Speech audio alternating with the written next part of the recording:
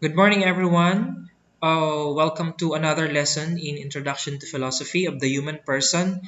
And for this topic, we will be dealing with the most essential learning competency, which is distinguishing opinion from truth. And the specific objectives of the lesson are as follows. At the end of the lesson, you should be able to know the differences and similarities between how empiricists and rationalists acquired knowledge. Second, you should be able to apply the process of acquiring knowledge.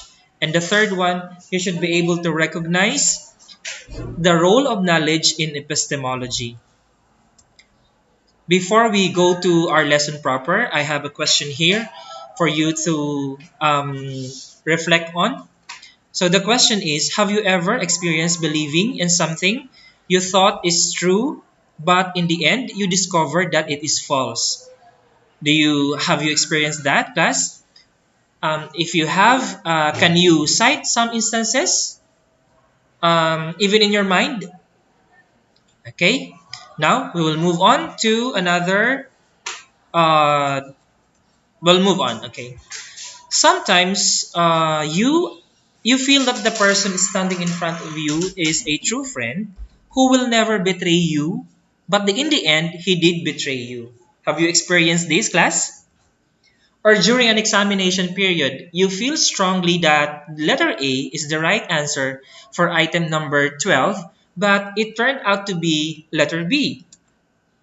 Or you feel that your beliefs can guide you in the correct path only to find out or only to discover that it leads to disaster.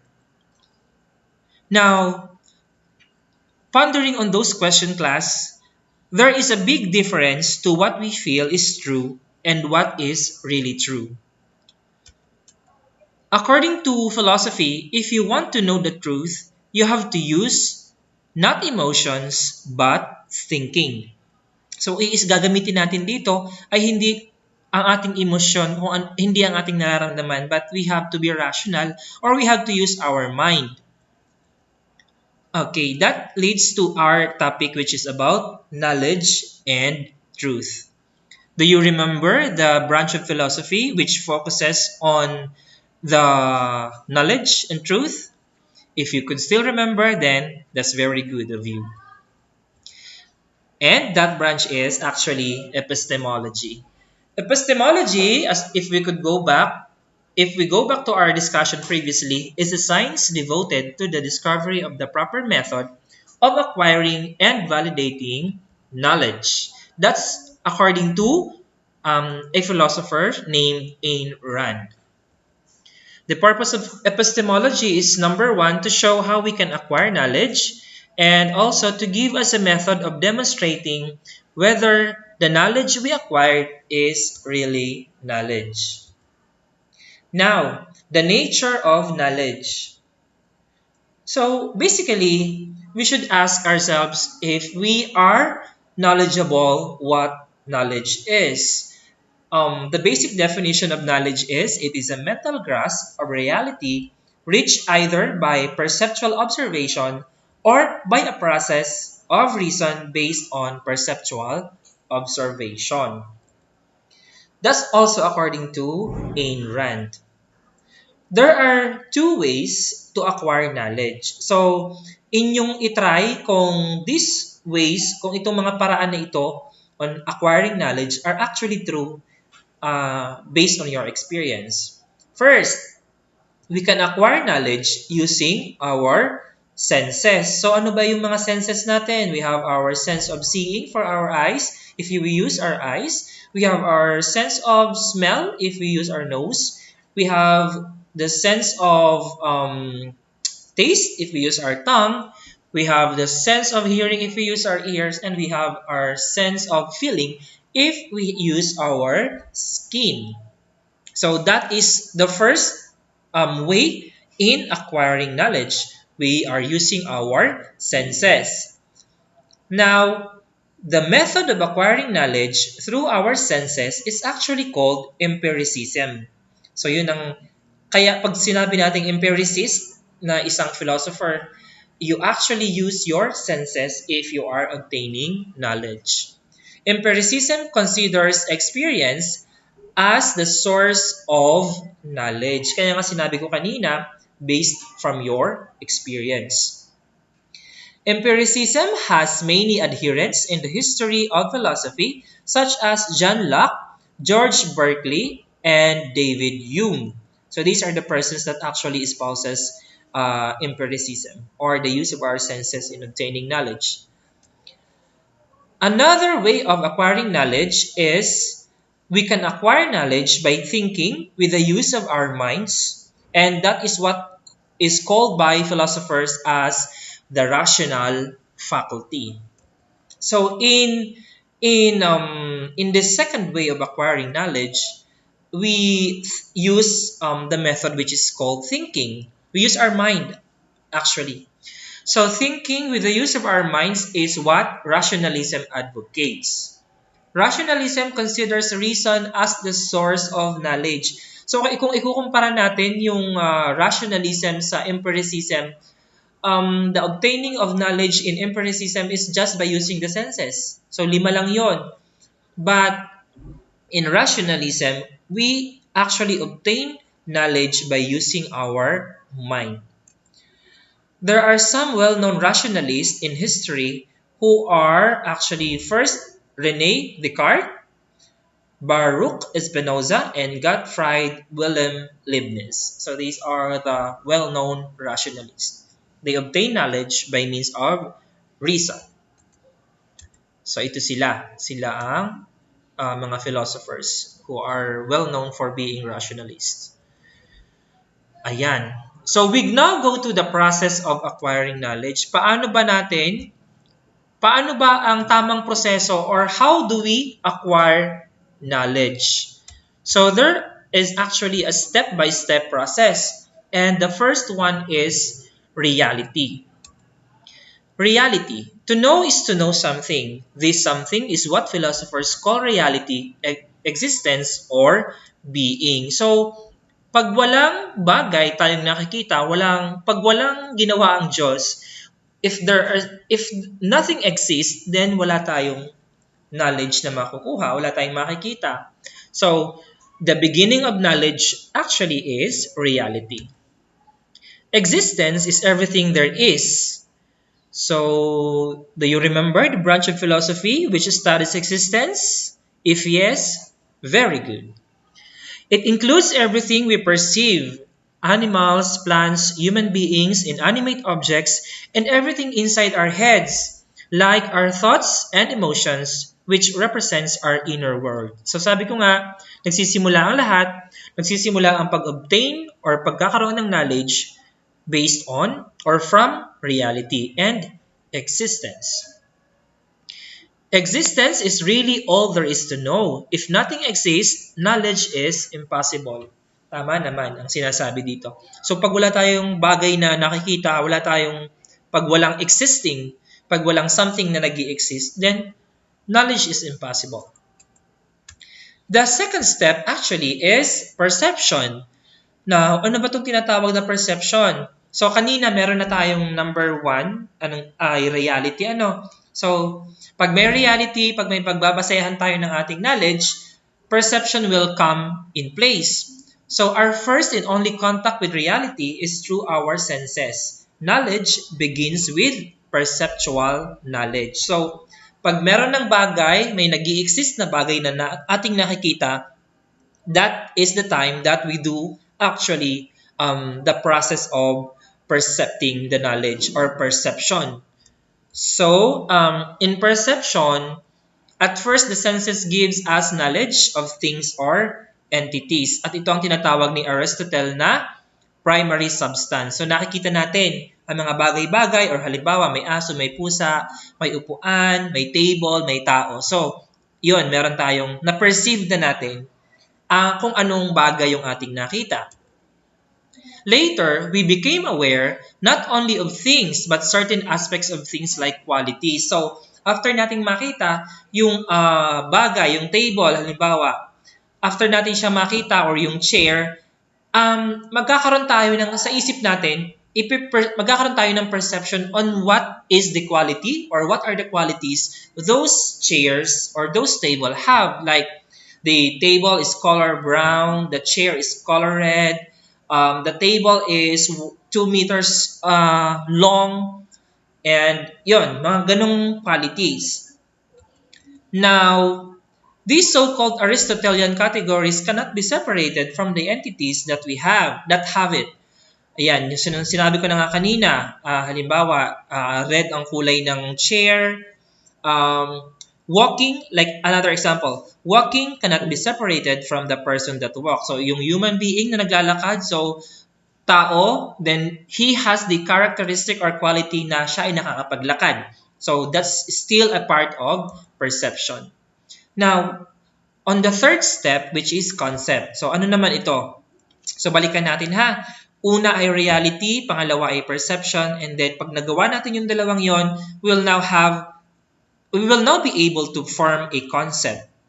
So, after we perceive things, we began to notice that some of the things we perceive are similar to other things.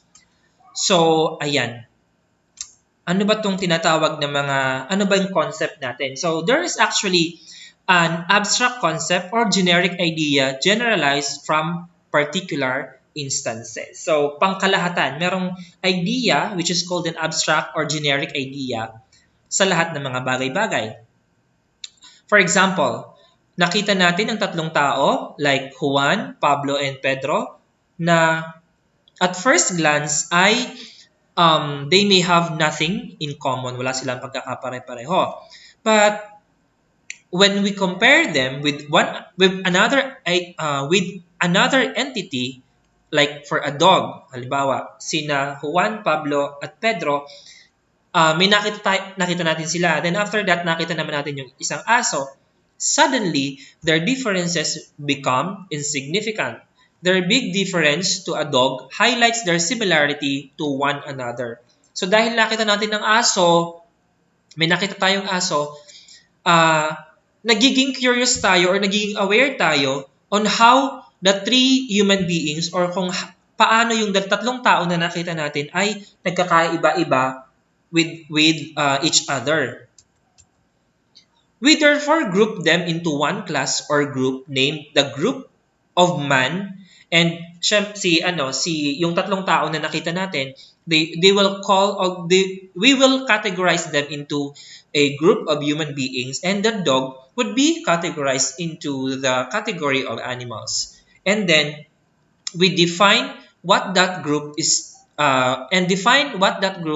to give its identity. So, binibigyan natin ng pagkakakilanlan ngayon yung tao at yung pagkakakilanlan din ng isang aso.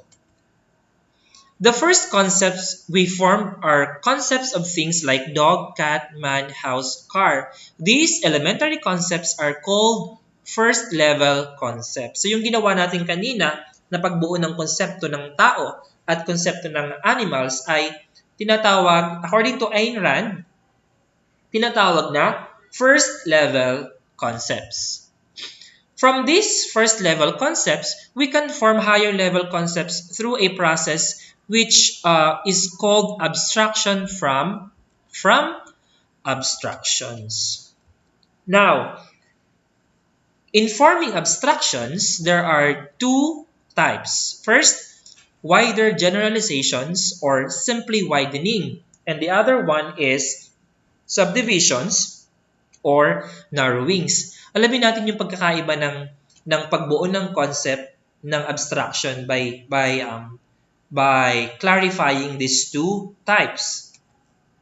So, in wider generalization, it is the process of forming wider and wider concepts. Subdivisions, on the other hand, consist of identifying finer and finer distinctions. The result of these progressive widenings and narrowings is a hierarchy or levels of concepts whose base is sense perception. So as we move farther from the perceptual-based knowledge, it becomes more abstract, and as we move closer to the perceptual level, knowledge becomes more concrete. So For a clearer example of these types of abstraction, I suggest that you read our module so that you'll find the specific example because if I am not mistaken, there are given specific examples of abstraction in your module. For the meantime, let's proceed to the fourth step in acquiring knowledge, which is proposition. So balikan natin. We have first reality. We have the second one, perception. The third one is forming concept. And number four, the fourth one is proposition. So pag nagkaroon na tayo ng tatlong yon, we will now be able to make a proposition. So ano ba tong proposition? When we use concepts in order to classify or describe an existent object or a person or an action or an event, we use what philosophers call proposition. So, kapag kaya na nating gumamit ng mga concept or konsepto para ma-classify ang mga bagay-bagay, maaari na ito ang ginagawa daw natin is making a proposition. A proposition is a statement that expresses either an assertion or denial that an existent belong to a class or possess a certain attribute. So here, there are always two sides. We have the positive sides, the assertion, and then we have the negative side, which is denial. Kung may gusto kang patunayan, you will assert. If may gusto kang i-deny or may gusto kang pasubalian, you are doing denial. Denial, a proposition which is a denial. Moving on. Proposition is usually expressed in a declarative sentence. Nagdideklara ka kapag ikaw ay naggagawa ng proposition.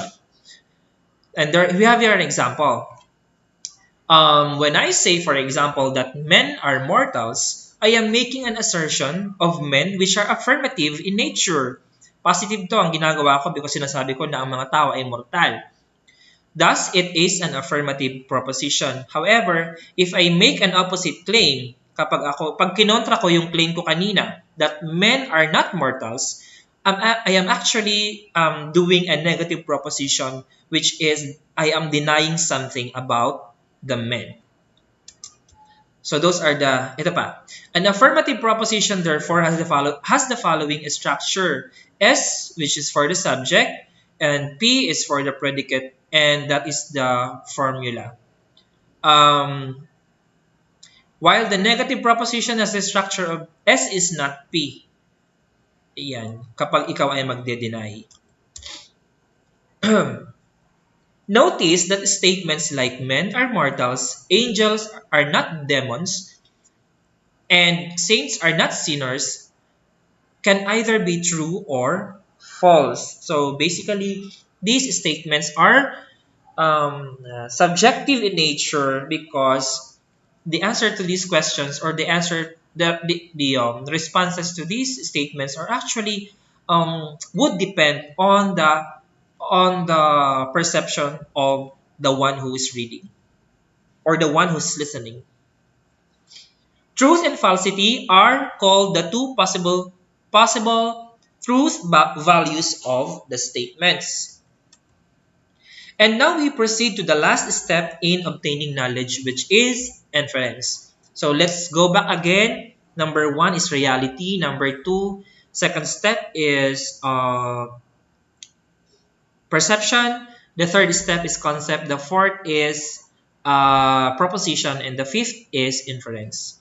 So ano ba yung inference natin? How do we demonstrate that the statement is true? Paano ba tayo magagawa? Paano tayo maggagawa ng inference? We do that by providing an argument. So at ano itong tinatawag nating argument? According to Hurley, an argument is a group of statements, one or more of which are claimed to provide support for or reason to believe one of the others. To clarify this definition, let's give an example using the famous Socratic argument. The first argument here is all men are mortals. Socrates is a man. Therefore, Socrates is immortal. So, Let's focus first on the third sentence here. Therefore, Socrates is mortal. Here we have three related statements. Ito yung tatlong statements natin. All men are mortal, Socrates is a man, therefore Socrates is mortal. And those statements are actually propositions. The last statement, beginning with the word therefore, is what we call a conclusion. A conclusion is a statement that we want to prove.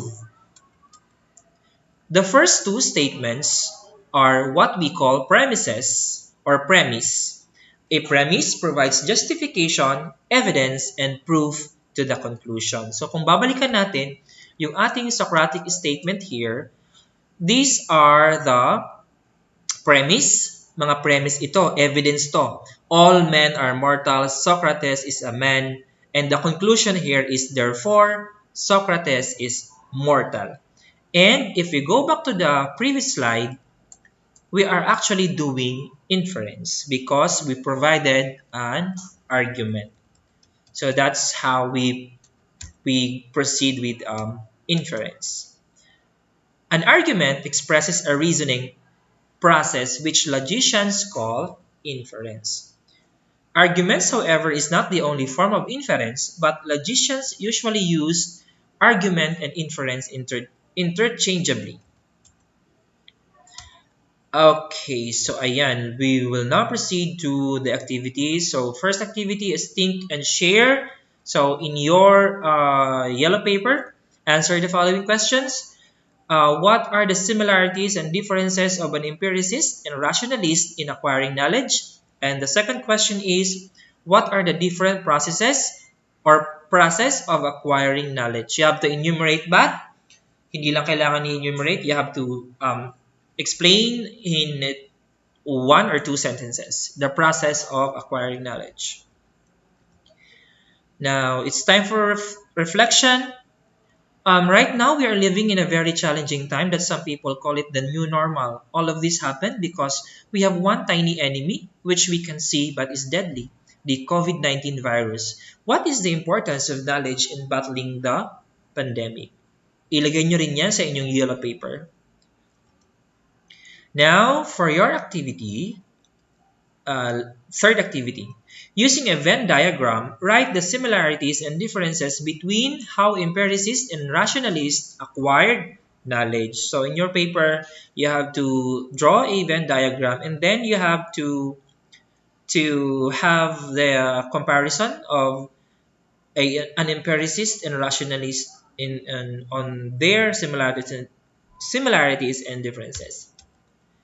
And thank you for listening. And please study this topic because we'll have a graded recitation next meeting when we see each other.